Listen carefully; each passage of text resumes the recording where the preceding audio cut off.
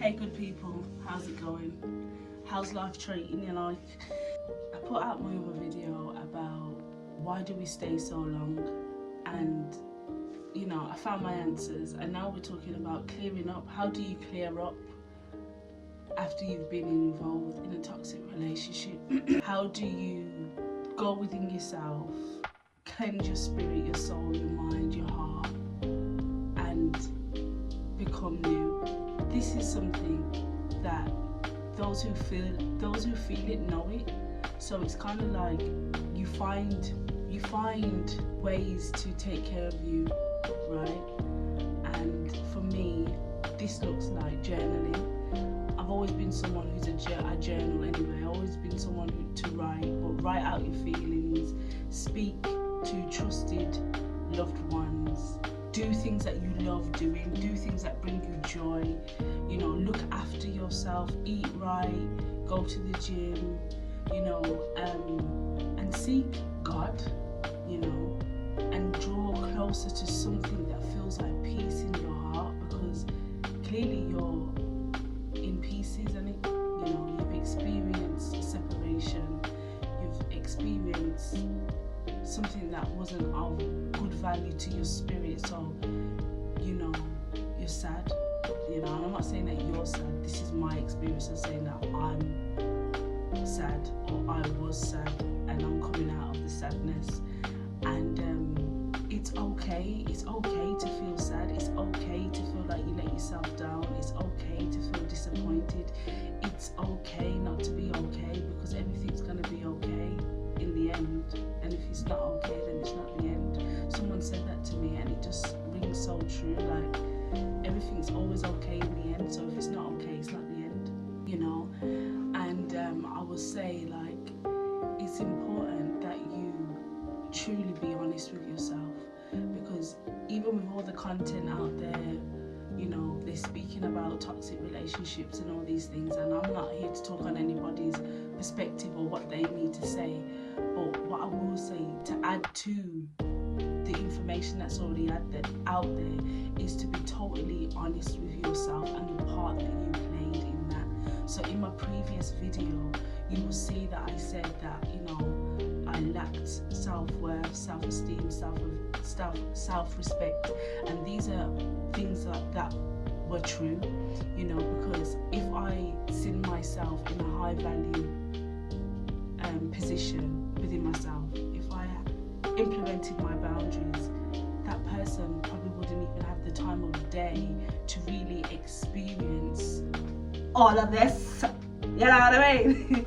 You know, so, and then, you know, that unpicks other things in my life that I haven't looked at or whatever it is, but to deal with the situation is to say that self-worth, self-respect, self-love, how can I implement more of that into my life? How can I make sure that I'm doing right by myself?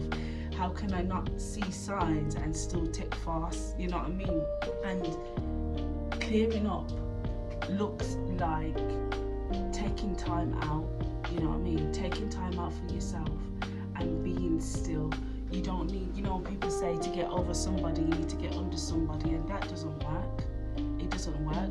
What you find is that the person that you're probably getting under is probably the same, or if not worse, than the person that you're trying to get over, and that doesn't make any sense, does it? So, you know, we do what we do, you know, there's no judgment, people live their life, it is what it is. But even when I've sat in my solitude and my stillness, it's been very uncomfortable, because it's a lot of emotions and you don't know what you're dealing with, like why, you know, all of these different emotions, but you've got to sit with it, you know, and it will transcend, it will, you know, you will move through how you're feeling. You won't stay in it forever, you're not going to stay stagnant. But if you don't do nothing about it, you know, and you resist it, there is chances that you could stay stagnant in something that's not serving you. And it took me a long time to really get to this point within myself, because I was still hung up on the fact that, you know, I was still hopeful for something I knew wasn't true. Do you know how much confusion that is? that's delulu, that's like foolishness. Do you know what I mean? When we're in spaces where we know something's not good for us, but we still are hopeful, and you know that we don't feel good about ourselves, but we're going against ourselves. Do you know what kind of war and battle that is within your own self? That's wild. It's wild, you know. And I just truly decided that, you know what, there has to be a part of me that has to be looked at, but also has to die. It has to die, you know. It has to go, because that version of me is accepting and wanting that, and that's wild, you know. And restore myself and come back into a place of love and truth and peace and things that make me happy from within, you know what I mean, and loving your vibe and just being a person that you were sent here to be, you know what I mean, and not getting caught up in other people's stuff and making that your stuff. Like, be in your vibration and truly in your essence, so you can live your life, you know what I mean. There's many ways that you can clear up, you know, and I believe it takes time. I don't feel like it's something that's just going to happen like that. However, it can just happen like that if you are intentional about what it is that you're wanting to do, if you're intentional about truly wanting to let go and move on with your life, and you do, you know, your prayers and your fasting and your meditation, and you know, you really go within yourself. I believe and know that you can uproot some of the things that didn't need to be rooted anyway.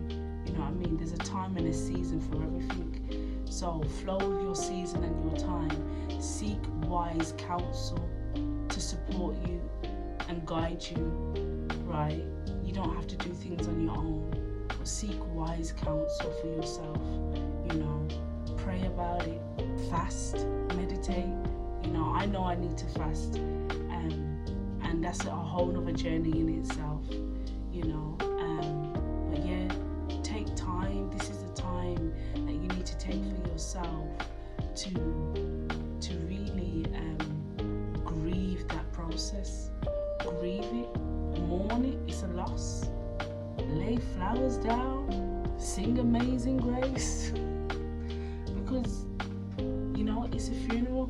We celebrate the life of that. Do you know what I mean? We celebrate the life of what that experience was, but we also now we grieve it because it's gone. It's you know, and maybe I'm trying to find like a metaphor or analogy, and it's probably not the best one, but you know, it is about just letting that go, and things within yourself also have to be looked at and removed.